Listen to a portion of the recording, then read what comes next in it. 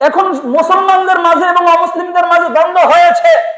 ইসকনেরা মুসলমানদেরকে জবাই করতেছে প্রকাশ্যে, আর মুসলমান নামধারী বলতেছে আমি মুসলমানের পক্ষে না, আমি তো নিরপেক্ষ। যেই মুসলমান নিজেকে মুসলমান বলবে আর নিজে নিরপেক্ষতার স্লোগান দেবে, সে মুসলমান থাকতে পারে না, সে অমুসলিম হয়ে যায়। ঈমান ভঙ্গের বহু কারণ রয়েছে, এর মধ্যে কোনো একটা কারণ যদি পাওয়া যায় তাহলে এই ব্যক্তির ঈমান চলে যায়। আর ঈমান যদি চলে যায়, নতুন ভাবে যদি ঈমান নবায়ন না করে, তখন ওই অবস্থায় সে যদি নামাজ পড়ে, ওই অবস্থায় সে যদি রোজা রাখে, ওই অবস্থায় সে যদি জিহাদ করে, ওই অবস্থায় সে যদি হজ করে, ওই অবস্থায় সে যদি মসজিদের ইমামতি করে, ওই অবস্থায় সে যদি তাবলীগও করে, তারপরেও সে মুসলমান না কাফের? তার এই ঈমান দিয়ে সে জান্নাতে যাবে নাকি জাহান্নামে যাবে?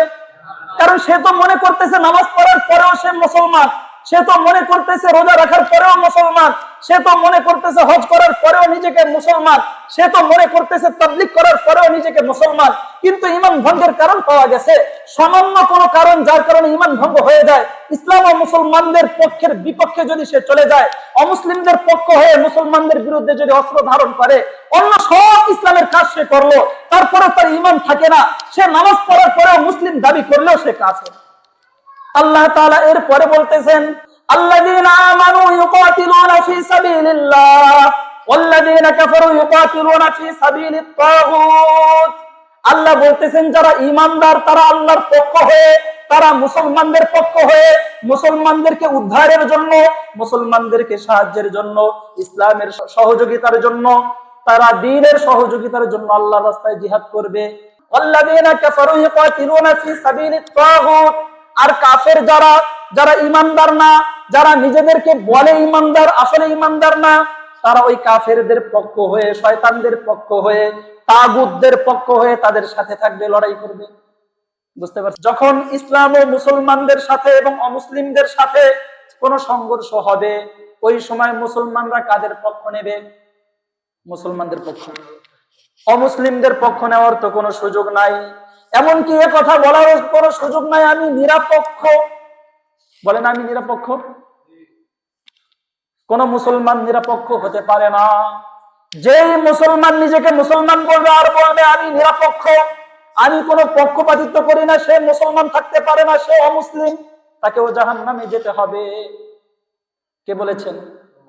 আল্লাহ বলেছেন। কোথায় বলেছেন? আল্লাহ তাআলা কোরআনুল কারীমের বিভিন্ন জায়গায় বলেছেন, একটা একটা বলতেছি।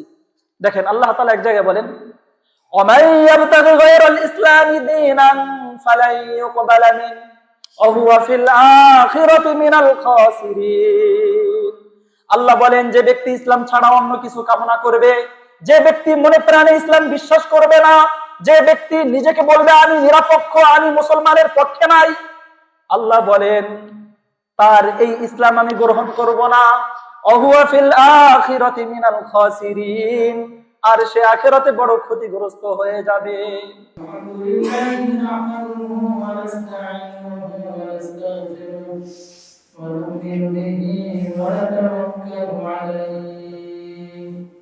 ونعوذ بالله من شرور أنفسنا ومن سيئات أعمالنا من يهده الله فلا مضل له ومن يضلله فلا هادي له ونشهد أن لا إله إلا الله وحده لا شريك له ونشهد أن سيدنا ومولانا محمدا عبده ورسوله أما بعد فأعوذ بالله من الشيطان الرجيم بسم الله الرحمن الرحيم يا أيها الذين آمنوا اتقوا الله حق تقاته ولا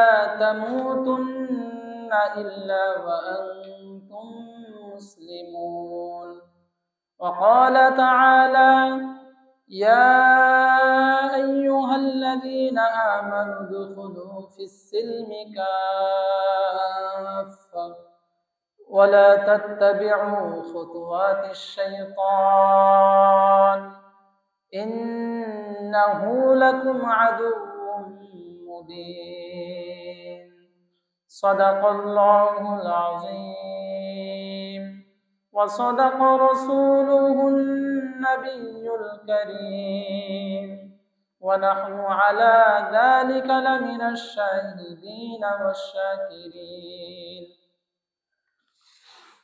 الحمد لله আল্লাহ পাক রব্বুল আলামিনের দরবারে শুকরিয়া আদায় করছি যেই মহান রব্বুল আলামিন বিগত জুমার ন্যায় আজকেও আমাদেরকে জুমার নামাজ পড়তে আসার তৌফিক দান করেছেন আলহামদুলিল্লাহ।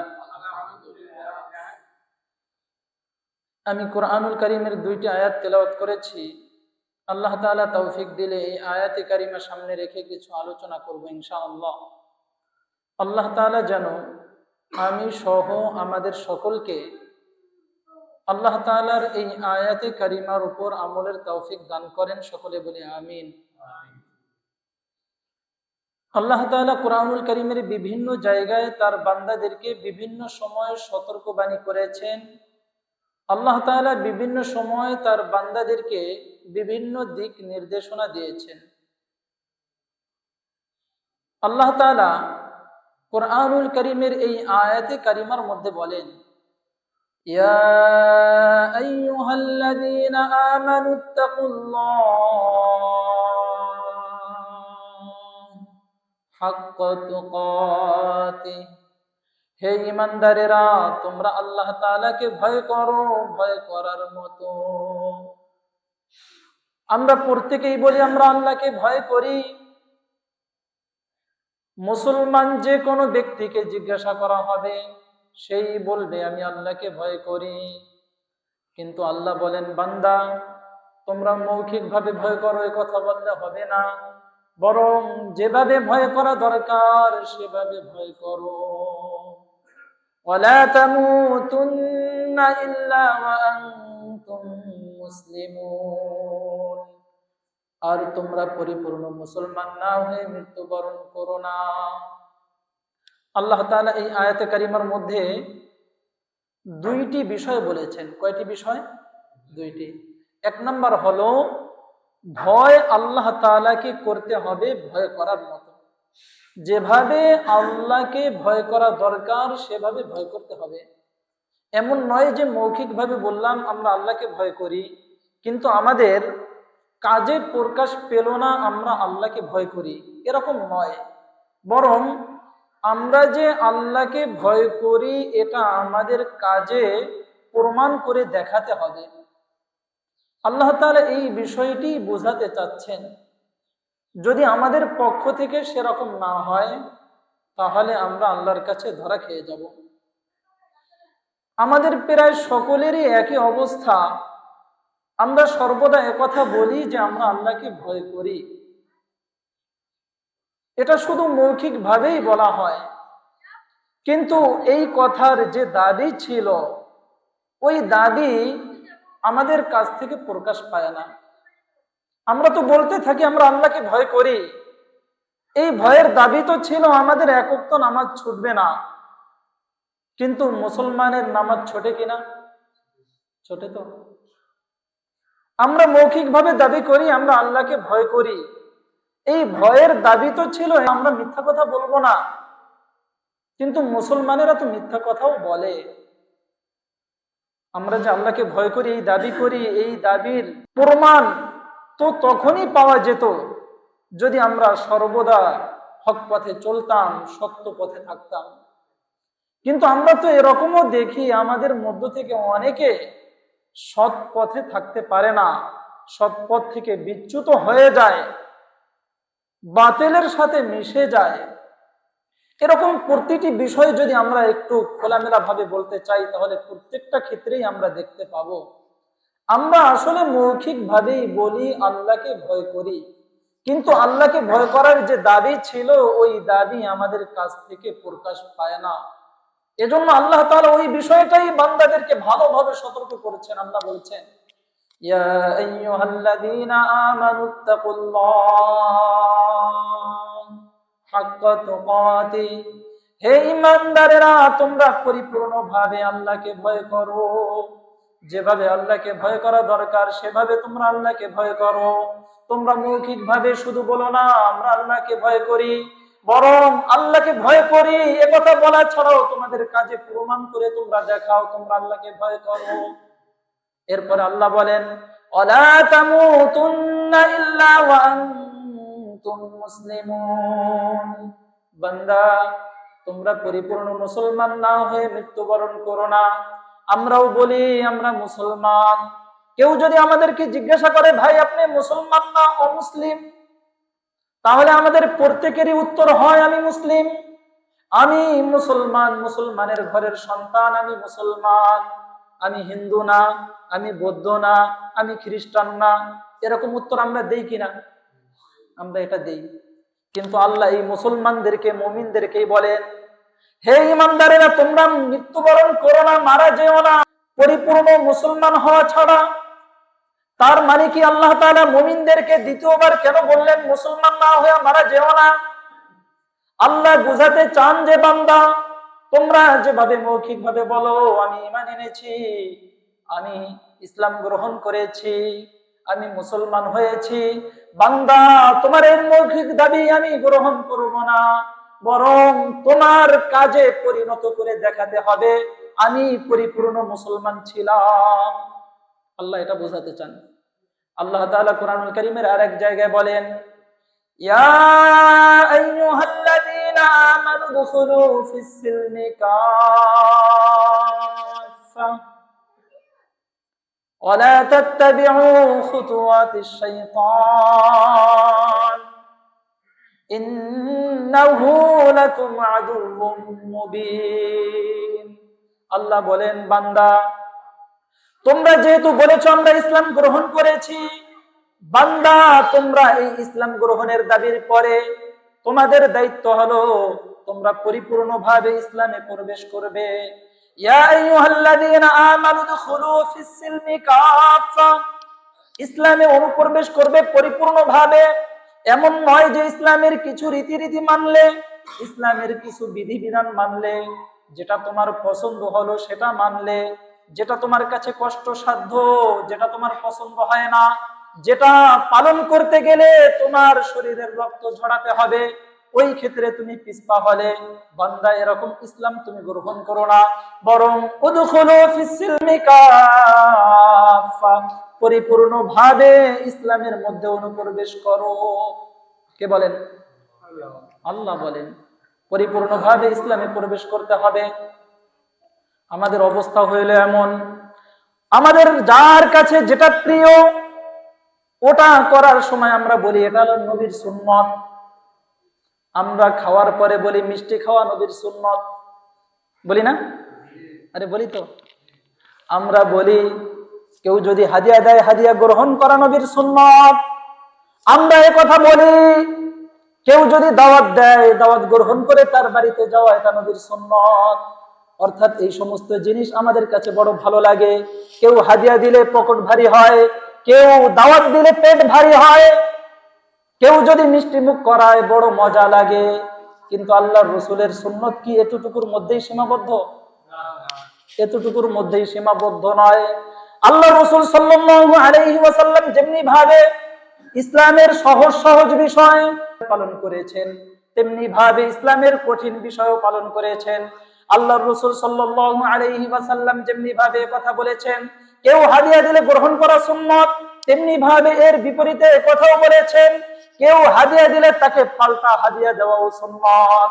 এমনকি আল্লাহর রাসূল সাল্লাল্লাহু আলাইহি ওয়াসাল্লাম এই কথাও বলেছেন দ্বীনের জন্য, ইসলামের জন্য যদি নিজের শরীরের রক্ত ঝরাতে হয়, যদি নিজের শরীরের ঘাম ঝরাতে হয়, এমনকি যদি নিজের জীবন আল্লাহর রাহে দিয়ে দিতে হয় তাহলেও দিয়ে দিতে হবে। বলছেন না? বলছেন। কিন্তু আমাদের অভ্যাস হলো আমাদের যার যেটা পছন্দ ওটার মধ্যেই শুধু সুন্নতের আলোচনা, ওটার মধ্যেই বলতে থাকি এটা নবীর সুন্নত। কিন্তু যেটা কষ্টসাধ্য ওটার ক্ষেত্রে আমাদের এটা বলা হয় না। আল্লাহ তাআলা কোরআনুল কারীমের মধ্যে সুদ হারাম করেছেন। আল্লাহ তাআলা কোরআনুল কারীমের মধ্যে বলেছেন ওয়া আহাল্লাল্লাহুল বাই'a ওয়া হাররামার রিবা, আল্লাহ ব্যবসাকে হালাল করেছেন, সুদকে হারাম করেছেন। এটা আমরা প্রত্যেকেই জানি, কিন্তু আমাদের মুখ থেকে কথা বের হয় না। যেভাবে বের হয় মিষ্টি খাওয়া সুন্নত, ওইভাবে কথা বের হয় না। এই সুদ থেকে বাঁচা হারাম, অতএব সকলকে সুদ থেকে বাঁচতে হবে। আমাদের জবান থেকে কথা বের হয় না, মিথ্যা কথা থেকে বাঁচতে হবে, মানুষকে ধোঁকা দেওয়া থেকে বাঁচতে হবে, মানুষের সাথে খারাপ আচরণ থেকে বাঁচতে হবে। এ কথা আমাদের সচরাচর বের হয় না, নাকি বের হয়? মৌখিকভাবে বলি, কিন্তু এটা বাস্তবতায় ফুটে ওঠে না। আমরা যেভাবে মিষ্টি মুখের জন্য মারামারি শুরু করে দেই, দোয়ার পরে মিষ্টি একটা কম পাইলে আমরা যেভাবে লাফালাফি চিল্লাপাল্লা শুরু করে দেই, ওইভাবে এই সুন্নতগুলি পালনের জন্য কি আমাদের ওরকম দেখা যায়? দেখা যায় না। এজন্য অনেকে বলেন আমাদের সমাজে এমন অনেক মুসলমান আছে যারা দুধ খাওয়া মজনু। কি খাওয়া মজনু? আরে দুধ খাওয়া মজনুর ঘটনা জানেন? জানেন না? লাইলি মজনুর কাহিনী তো অনেকেই জানি। যেই মজনু লায়লার আশিক ছিল, প্রেমিক ছিল, ওই লায়লা কিন্তু মজনুকে দেখে নাই, মজনু লায়লাকে দেখে নাই। হ্যাঁ, তারা একে অপরকে পছন্দ করত, কিন্তু শরীয়তের হুকুম লঙ্ঘন করে নাই। এ কারণে কিতাবের মধ্যে পাওয়া যায়, যখন মজনুর বাবা মজনুকে নিয়ে হজের সফরে গিয়েছে, ওই সময় মজনুকে বলেছে তুমি এই বাইতুল্লাহর গিলাফ ধরে আল্লাহর কাছে দোয়া করো, আল্লাহ যেন তোমার অন্তর থেকে লায়লার ভালোবাসা বের করে দেয়। তখনও মজনু গিয়ে আল্লাহর কাছে দোয়া করে, আল্লাহ তুমি লায়লার ভালোবাসা আমার অন্তর থেকে বের করো না, বরং লায়লার ভালোবাসা আরো গাঢ় করে দাও, আর যারা আমার এই দোয়ার সাথে আমিন বলবে তুমি তাদেরকেও মাফ করে দাও। এইভাবে দোয়া করছে। কে দোয়া করছে? মজনু। এই মজনু কিন্তু লায়লার দেখে নাই।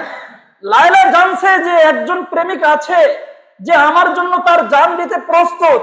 লায়লা ওই মজনুর জন্য প্রতিদিন বাটিতে করে দুধ পাঠাতো তার খাদেমের মাধ্যমে। পথিমধ্যে অনেক ভুয়া প্রেমিক মজনু সেজে ওই দুধ খেয়ে ফেলতো।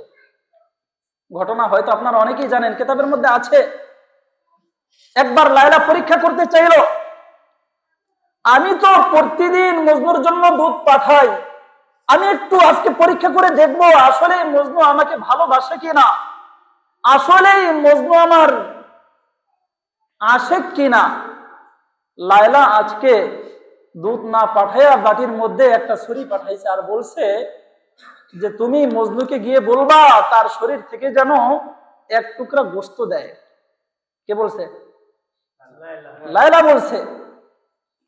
যখন ওই লায়লার খাদেম আজকে দুধ নিয়ে যাচ্ছেন, আজকে দুধের বাটিতে একটা ছুরি নিয়ে যাচ্ছে, প্রতিদিন যেই মজনুরা মজনু সেজে এই দুধ খাইতো, আজকে যখন তারা দূর থেকে ওই বাটিতে ছুরি দেখছে, আজকে তারা বড় পেরেশান হয়ে যাচ্ছে। আজকে চিন্তা করতেছে ছুরি কেন নিয়ে আসতেছে। যখন কাছে আসছে তখন বলতেছে আজকে তো লায়লা পরীক্ষা করতে চেয়েছে, আজকে লায়লা তোমার দেহ থেকে এক টুকরা গোশত চেয়েছে।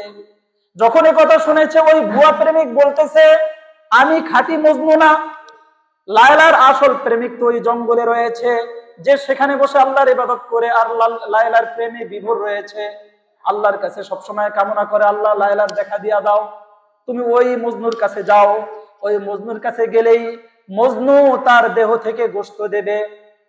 যখন এই খাদেম মজনুর কাছে গিয়েছে, হাকিকি মজনু, দুধ খাওয়া মজনু না, যে আসলে লায়লাকে ভালোবাসতো, ওই মজনুর কাছে গিয়ে জিজ্ঞাসা করেছে এবং তাকে বলেছে ভাই মজনু, লায়লা তো প্রত্যেক দিন তোমার জন্য দুধ পাঠাতো, আমরা তোমাকে না চেনার কারণে ভুয়া মজনুকে প্রতিদিন দুধ দিয়েছি, আজকে লায়লা এই ছুরি পাঠিয়েছে, তার আশেক থেকে তার প্রেমিক থেকে এক টুকরা গোশত চাইতেছে, তুমি কি দিতে রাজি কিনা? মজনু বলছে আরে কি বলো, আমার প্রেমিকা চাইছে এক টুকরা গোশত, তুমি গিয়ে তাকে জিজ্ঞাসা করো শরীরের কোন অংশ থেকে সে গোশত চায়, শরীরের কোন অংশের গোশত তার পছন্দ, তুমি তাকে গিয়ে বলো, যদি সে কলিজা চায় আমি আমার দেহ ফেরে কলিজা বের করে দেব। কে বলতেছে? আসল মজনু। এজন্য যারা আসল মুসলিম, যারা আসল ইসলামের প্রেমিক, তারা তো ইসলামের জন্য নিজের দেহকে বিলিয়ে দিতে কখনো চিন্তা করবে না, নিজের দেহ কুরবান করতে কখনো কার্পণ্য করবে না। সবসময় সে দেখবে আমার আল্লাহ কি বলতেছেন, আমার আল্লাহ কি আমার শরীরের ঘাম চাচ্ছেন, নাকি আমার শরীরের রক্ত চাচ্ছেন, নাকি আমার পুরো দেহ চাচ্ছেন। এটা দেখবে আসল প্রেমিক, আসল মুসলিম। কিন্তু যে দুধ খাওয়া মজনু, সে বিভিন্ন সময় বলবে, আরে মিষ্টি খাওয়া এটা সুন্নত, হাদিয়া তোহফা গ্রহণ করা সুন্নত, মানুষের দাওয়াত দিলে তার বাড়িতে গিয়ে খাওয়া সুন্নত। এটা কে বলবে? আরে দুধ খাওয়া মজনুর মতো ভুয়া মুসলিম বলবে। যেখানে জান দেওয়ার প্রয়োজন হবে ওই জায়গায় ভুয়া মুসলিমদেরকে পাওয়া যাবে না। যেখানে রক্ত দেওয়ার প্রয়োজন হবে সেখানে ভুয়া মুসলিমদেরকে পাওয়া যাবে না। যেখানে আল্লাহ তাআলা বলবেন, ও আমার বান্দা, তুমি আমার জন্য তোমার পরিবার ছেড়ে দাও, তুমি আমার জন্য তোমার মহল্লা ছেড়ে দাও, তুমি আমার জন্য তোমার এলাকা ছেড়ে দাও, তুমি আমার জন্য তোমার সমাজ ছেড়ে দাও, আমার জন্য তোমার দল ছেড়ে দাও। যিনি খাঁটি মুসলিম তিনি সবকিছু ছেড়ে দেবেন কার জন্য? আল্লাহর জন্য। আর যিনি খাঁটি মুসলিম না, যিনি সুবিধাবাদী মুসলিম, সুবিধা ভোগ করতে চায়, তিনি এইগুলো গ্রহণ করবেন না। তিনি চিন্তা করবেন কোনটায় আমার বড় ফায়দা হয়, কোনটায় আমার দেহের উপকার হয়, কোনটায় আমার শরীরের উপকার হয়, কোনটায় আমার বাড়ির উপকার হয়, আমার পরিবারের উপকার হয়, আমার সমাজের উপকার হয়, এই চিন্তা করবে ভুয়া মুসলিম। আমরা কি খাঁটি মুসলিম হতে চাই নাকি ভুয়া মুসলিম? খাঁটি মুসলিম। আল্লাহ এটাই বলেন, ইয়া আইয়ুহাল্লাযীনা আমানু উদখুলু ফিস-সিলমি কাফা। হে ঈমানদারেরা, তোমরা খাঁটি মুসলিম হও, খাঁটি মুসলিম, ভুয়া মুসলিম হয়ো না। তোমরা পরিপূর্ণ ইসলামের মধ্যে ঢোকো। যেটা তোমাদের পছন্দ হয় ওটাও তোমরা গ্রহণ করো, যেটা তোমার কাছে ভালো লাগে না কিন্তু আমি আল্লাহর বিধান, আমার রাসূল তোমাদেরকে দিক নির্দেশনা দিয়েছে, ওটাও তোমার ভালো না লাগলেও গ্রহণ করতে হবে। কে বলেন? আল্লাহ বলেন। এরপরে আল্লাহ বলেন, ওয়ালা তাত্তাবিউ খুতুওয়াতিশ শাইতান। হে আমার বান্দারা, তোমরা শয়তানের পদাঙ্ক অনুসরণ করো না। ইন্নাহু লাকুম আদুউম মুবিন। নিশ্চয়ই শয়তান তোমাদের প্রকাশ্য শত্রু। কে বলেন? আল্লাহ বলেন। এজন্য বন্ধুগণ, আল্লাহ তাআলা কোরআনুল কারীমের মধ্যে ইসলামের বিভিন্ন বিধিবিধানের কথা আলোচনা করেছেন। আল্লাহ তাআলা তার বান্দাদেরকে বিভিন্ন দিক নির্দেশনা দিয়েছেন।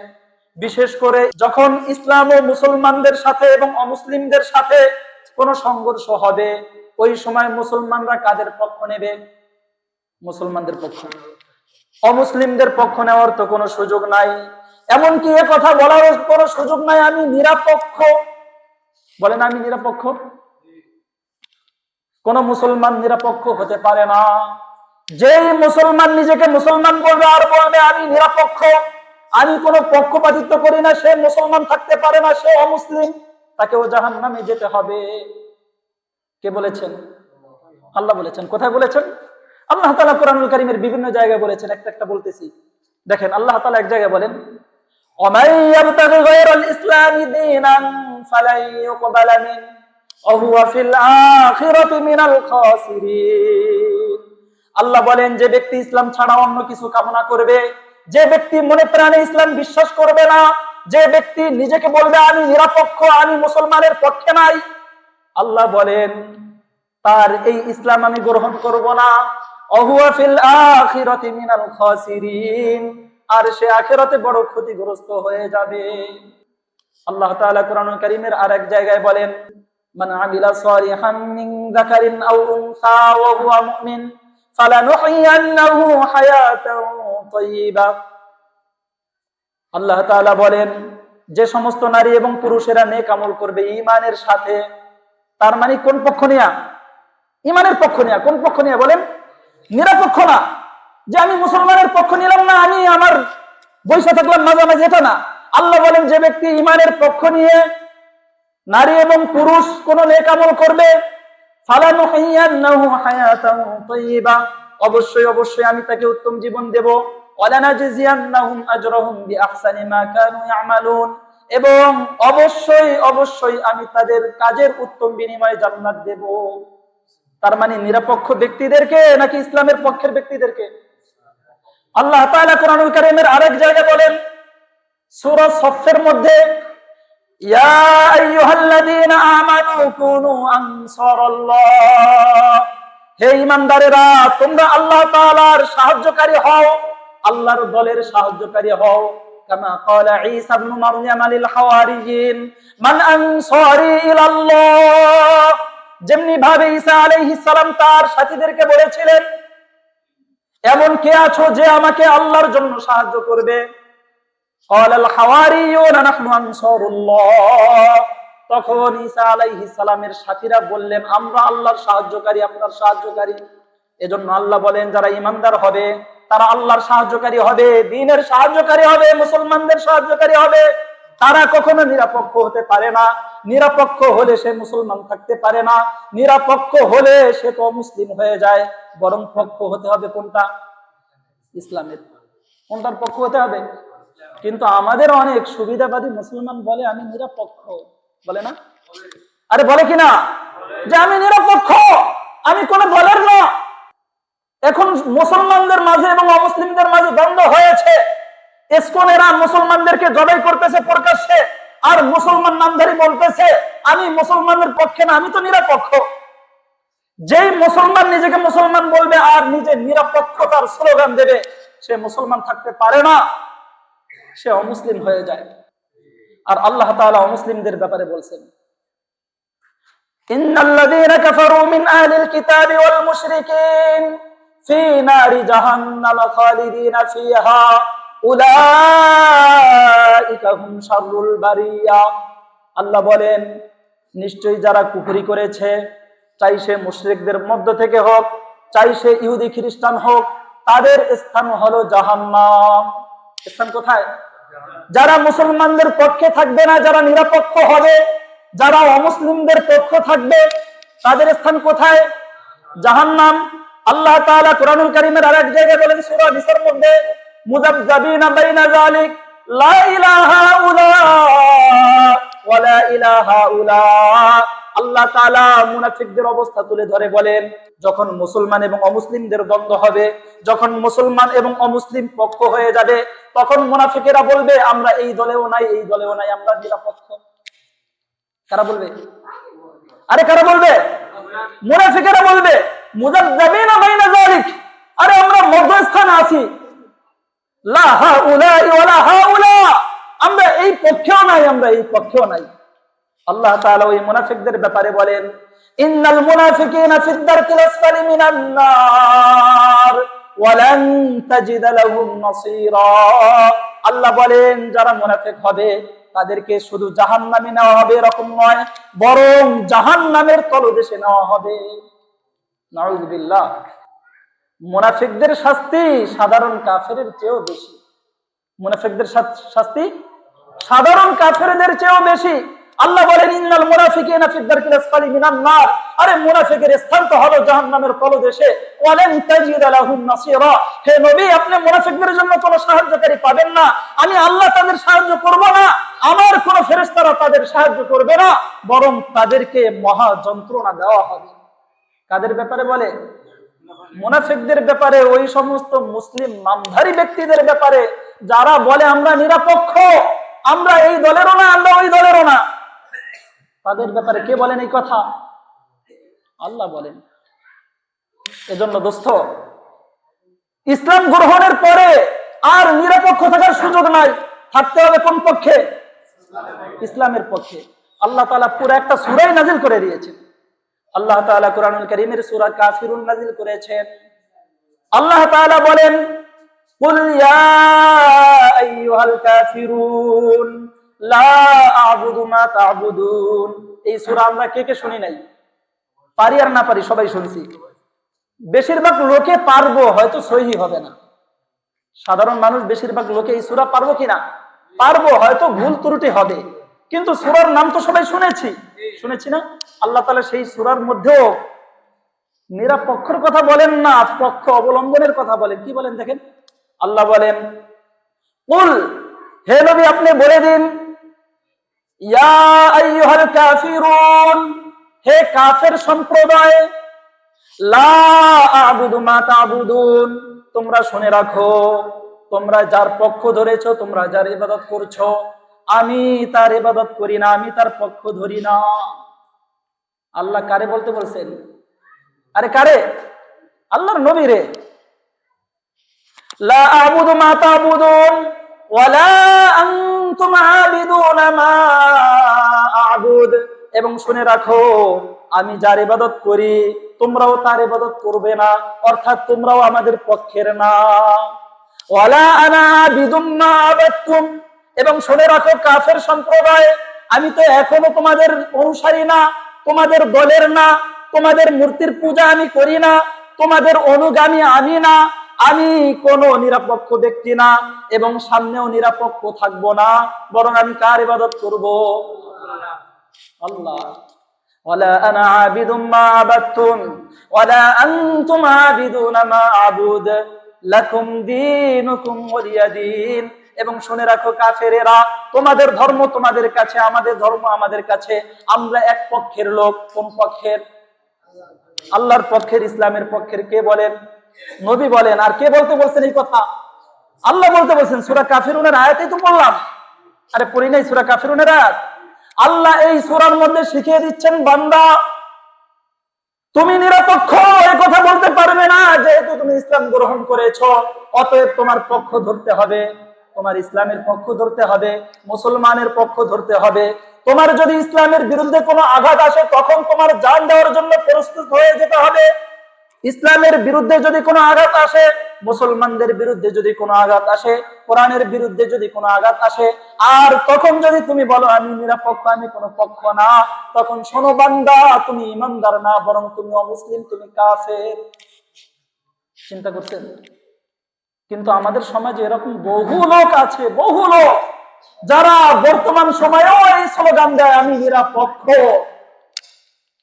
এই স্লোগান দেয়, আবার দাবি করে আমি মুসলমান, আবার বলে আমি মুসলমান। আরে নিরপেক্ষ কখনো মুসলিম হতে পারে? আল্লাহ তাআলা কোরআনুল কারীমের মধ্যে মুমিনদের আলোচনা করতে গিয়ে বলেন, ইন্নামাল মুমিনুনা আল্লাযীনা আমানু বিল্লাহি ওয়া রাসূলিহি সুম্মা লাম ইয়ারতাবু ওয়া জাহাদু বিআমওয়ালিহিম ওয়া আনফুসিহিম ফি সাবিলিল্লাহ উলাইকা হুমুস সাদিকুন। আল্লাহ বলেন নিশ্চয়ই মুমিন তারা। কারা মুমিন? ওই ব্যক্তিরা। ইন্নামাল মুমিনুনা আল্লাযীনা আমানু বিল্লাহ, এক নম্বরে ঈমান আনবে কার উপর? আল্লাহর উপর। ওয়া রাসূলিহি, দুই নাম্বার ঈমান আনবে আল্লাহর রাসূলের উপর। সুম্মা লাম ইয়ারতাবু, এরপরে আর জীবনে কোনোদিন সন্দেহ করবে না আমি যে আল্লাহর প্রতি ঈমান আনিয়েছি, এতে কোনো সন্দেহ আছে, এতে কোনো সমস্যা আছে, এরকম কোনো মনোভাব তাদের হবে না, বরং তাদের ঈমান আল্লাহর প্রতি থাকবে, তাদের ঈমান রাসূলের প্রতি থাকবে। যেভাবে তাদের ঈমান আল্লাহর প্রতি আছে সেভাবে তাদের ঈমান কোরআনের প্রতি থাকবে। আরে কোরআন কার বাণী? আল্লাহর বাণী। হাদিস কার কথা? আল্লাহর রাসূলের কথা।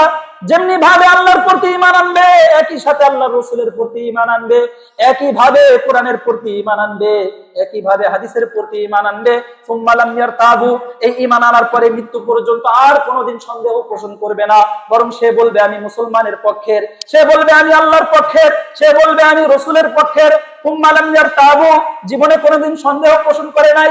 ওয়াজাহাদু বিআমওয়ালিহিম ওয়া আনফুসিহিম ফি সাবিলিল্লাহ, এরপরে সে তার নিজের জান দিয়ে, নিজের সম্পদ দিয়ে আল্লাহর জন্য লড়াই করবে, জিহাদ করবে।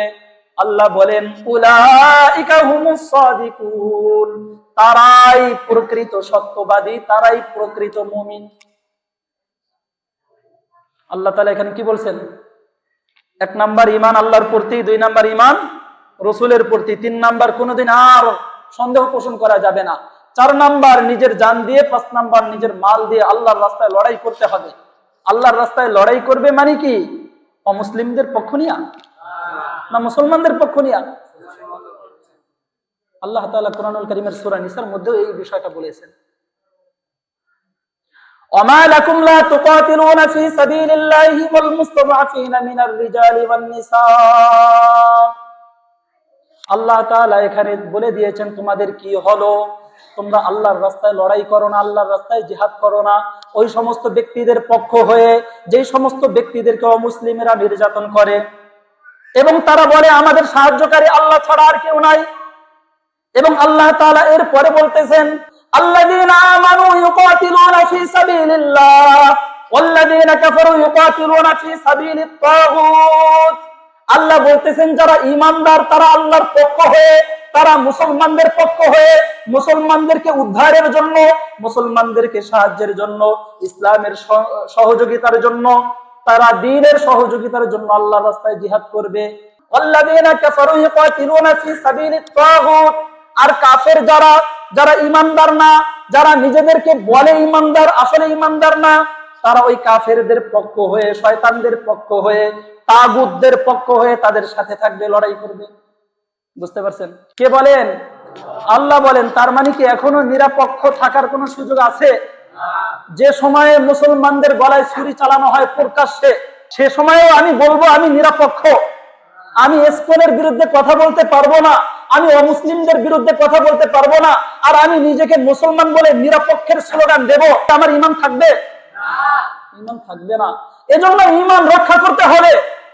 যখন মুসলমানদের উপর আঘাত আসবে, ইসলামের উপর আঘাত আসবে, তখন মুসলমানদের পক্ষ হয়ে ইসলামের বিরুদ্ধদের বিপক্ষে দাঁড়িয়ে জিহাদ করতে হবে, সংগ্রাম করতে হবে, সাধ্যমতো চেষ্টা করতে হবে।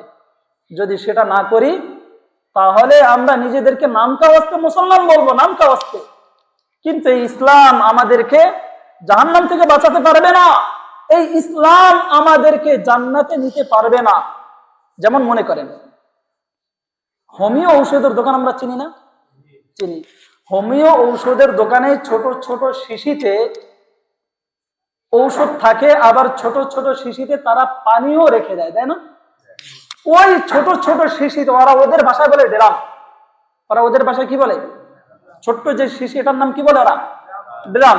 এরপর হাফ আউন্স, 1 আউন্স, তারপর আস্তে আস্তে বাড়তে থাকে।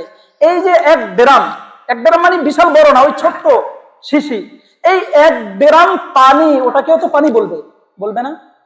ওই পানি দিয়ে কার কার পিপাসা নিবারণ করতে পারবে? আরে কারো পিপাসা দূর হবে ওই পানি দিয়ে? 1 ড্রাম পানি দেয়া, ওটাও তো পানি। ওই পানি দিয়ে যদি কারো উজু করার প্রয়োজন হয়, কে কে করতে পারবে? একজনেও পারবে না ওই পানি দিয়ে উজু করতে। কারো যদি গোসল ফরজ হয়, ওই পানি দিয়ে গোসল করতে পারবে না, কিন্তু ওটাও তো পানি, পানি না? কিন্তু পরিমাণ কম।